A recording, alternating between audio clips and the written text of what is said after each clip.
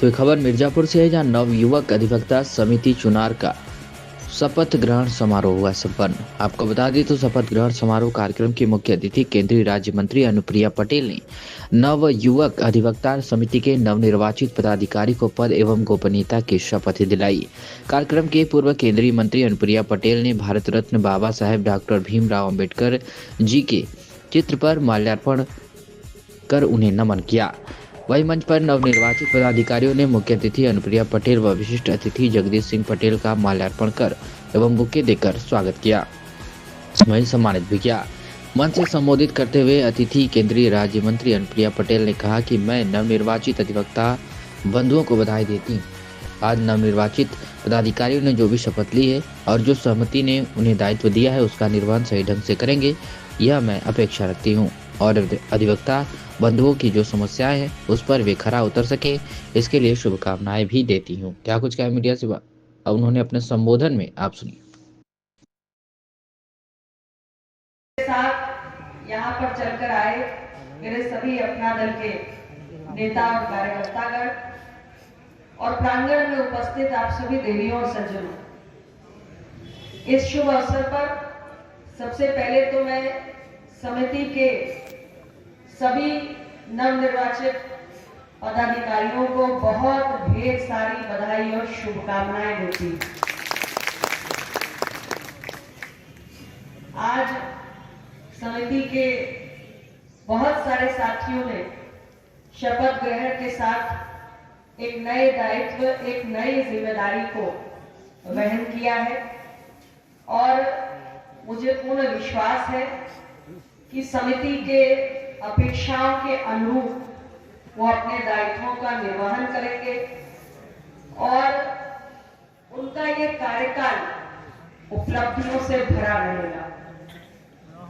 आप सब बहुत विश्वास के साथ समिति के नए पदाधिकारियों को ये दायित्व सौंपते हैं और निश्चित रूप से बहुत सारी अपेक्षाएं भी जुड़ी होती हैं।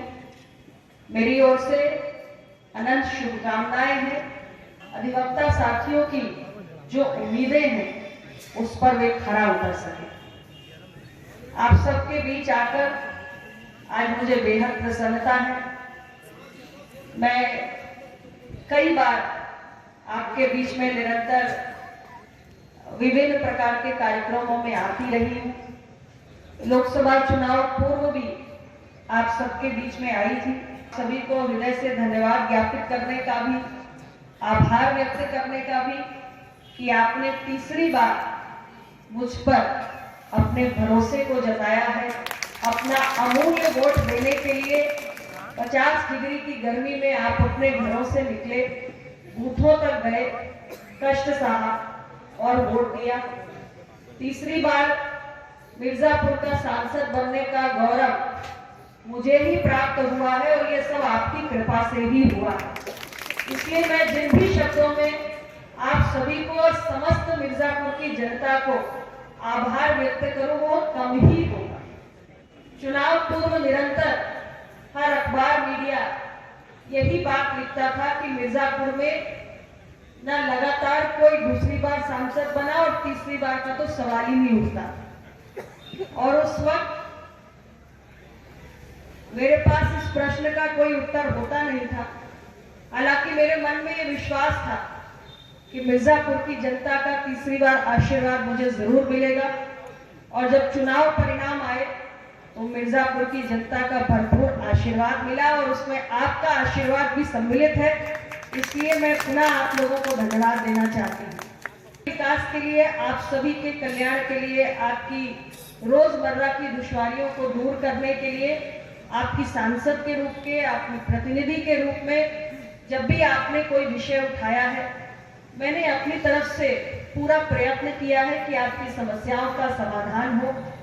मेरी सांसद निधि से कई कार्य भी यहाँ पर हुए हैं।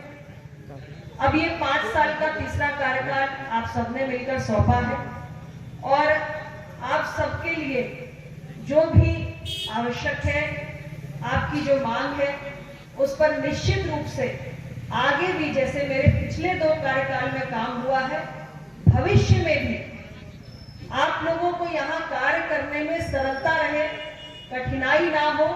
आप अधिक से अधिक मिर्जापुर के आम नागरिक जो कचहरी परिसर में आते हैं, आप सबसे आपकी सेवाएं लेते हैं, न्याय की एक अपेक्षा लेकर आते हैं, तो आप लोगों के लिए कठिनाई ना हो, मिर्जापुर के आम नागरिकों के लिए कठिनाई ना हो, उसके लिए आपकी सांसद के रूप में जैसे पिछले 2 कार्यकाल में मैंने तमाम प्रयास किए हैं, आगे भी मेरे तीसरे कार्यकाल में भी उन सारी बातों का ख्याल मैं रखूंगी और कोशिश करूंगी कि आपके लिए और कुछ बेहतर कर सकूं और पूरे जनपद के लिए ही